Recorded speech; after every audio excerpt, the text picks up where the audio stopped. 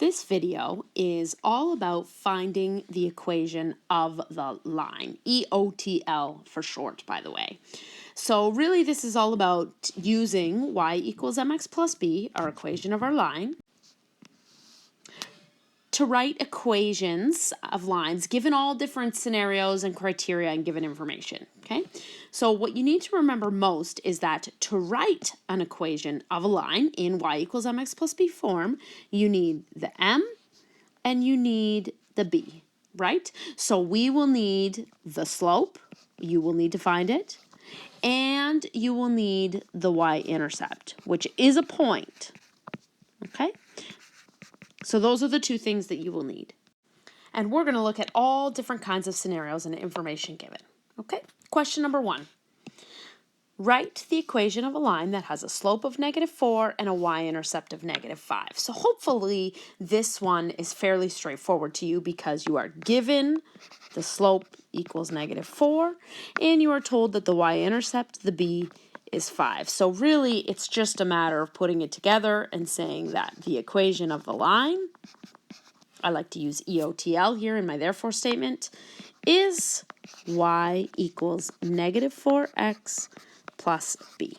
Okay, so hopefully that one made sense, and now we're going to make it a little bit harder. So let's look at this one. Write the equation of the line that passes through the point 3, 1, and it has a slope of -1/3. Okay, so this one requires a little bit more work. What I like to do right off the bat is I like to use the fact that my slope is -1/3 to write what I call the partial equation. So the equation so far with what we know is y equals -1/3 x plus b.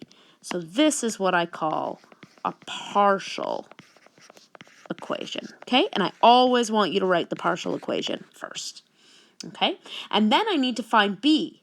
So what I'm going to do is I have a point here, which is an x comma y, remember, and I'm going to use that to sub that in for x and sub the value in for y so that I can solve for b. So take a look. The y value of the point is 1. We have our slope is -1/3. The x value is 3. And we are going to solve for b. So we're going to use opposite operations and simplifying to solve for b. So I have 1 equals, here our 3 over 3 actually cancels out, and I'm really just left with -1 plus b. And now I want to isolate the b, so I need to move the subtract 1 or the -1 to the other side. So it becomes 1 plus 1 equals b, so 2 equals b. So therefore, the equation of the line is, we have y equals -1/3 x, and then we stick our b value in there. It's +2 for the y-intercept. Okay, so you're going to practice some like that. So given a slope and given a point. Let's try another one. Okay, so question number 3. We're going to write the equation of the line that passes through this point and this point. So note here, we're not given the slope or the y-intercept. We are going to have to find both. Well, hopefully when you see 2 points like that right away, hopefully you're thinking, hey, I can find the slope, right, between those 2 points. So let's call that x1, y1. Let's call that x2, y2. And how about right now you go ahead and you pause the video and you find the slope between those 2 points. So you should be able to do that part on your own. Okay, check it out. How'd you do? Hopefully that makes sense. So I did -3 minus 2 on the top, -5 minus 5 on the bottom. Simplifies to -5 over -10, which is +1/2, right? So our slope equals +1/2, okay? So I'm going to go ahead and write a partial equation. And so that is y equals 1/2 x plus b. And now, just like I did before, right, I need to solve for b, and I don't have the y-intercept given in the question, so I'm going to use one of the points given here, okay? And does it matter which point you use here? Not at all. You choose whichever point you want. You should get the same value. So I'm going to go ahead and I'm going to use the first point that was given. And again, pause the video, see if you can do it by yourself, and see if you can get the right b value. Okay, so there's my point subbed in. This on the right is going to simplify to 5 over 2. Yes, it's 2.5, but it's good if you can keep it exact in fractions. Again, it's going to get subtracted to the other side, opposite operations. Okay, and you're going to need to subtract some fractions here. I encourage you to use your calculator if you need to, or you can make a common denominator here. So this becomes 4 over 2 minus 5 over 2 equals b. And so you get negative 1/2 equals b. So therefore, the equation of the line is y equals, go back to your partial equation, 1/2 x minus 1/2. And not to worry about those fractions. As long as we're not graphing it, it's not too much of an issue to have a b value that is a fraction. Obviously, a lot of them will work out to nice whole numbers, and that will be even better. Okay, let's try one more. Okay, I'm going to make this one just a little bit trickier just to make things a little bit harder. This is absolutely as hard as they will get. And we won't do too many hard ones, but it is good practice. So here we go. We're going to write the equation of the line that has the same y-intercept as this line. So we're going to get our b information from here and is parallel to this line. Okay, so the first thing I'm hoping that you maybe remember, maybe touching on this in class, is that parallel lines have the same slope. So really, that information right there, parallel to this line, is really just telling me that our slope is the same as this one, which is 2.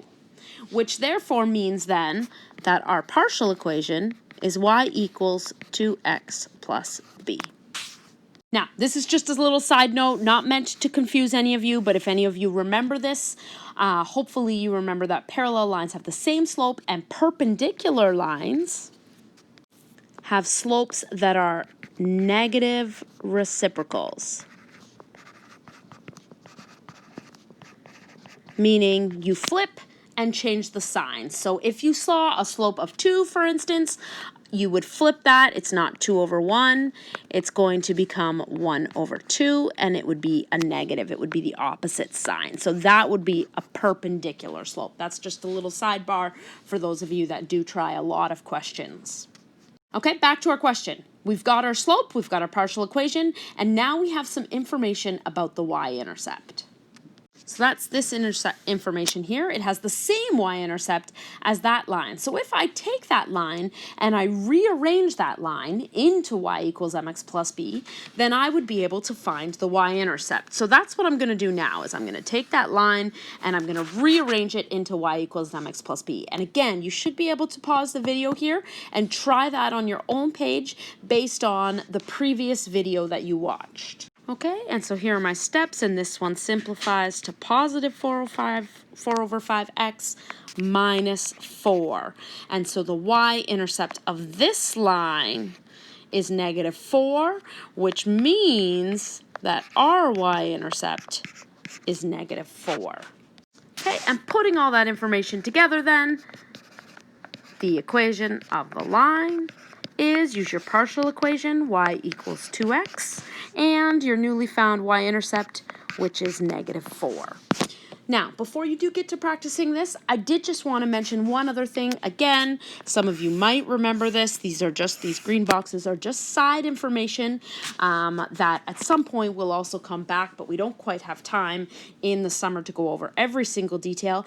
But you can also find the y-intercept, remember, by setting x equal to 0 in the equation from up above. So if I took that equation from up above, 4x minus 5y minus 20 equals 0, and I set x equal to 0, meaning this whole piece would be 0, I could solve for y, and that would also tell me that the y-intercept is negative 4. So remember, that's just another way, and the reason to know that way is because if you were doing an x-intercept, then you would do the opposite and you would set y equal to 0, and that's how you would solve for an x-intercept. Okay, so that's just a side note that won't be on any of your questions, but more good things to know to help you out in the future. Okay, so do some practicing. Thanks.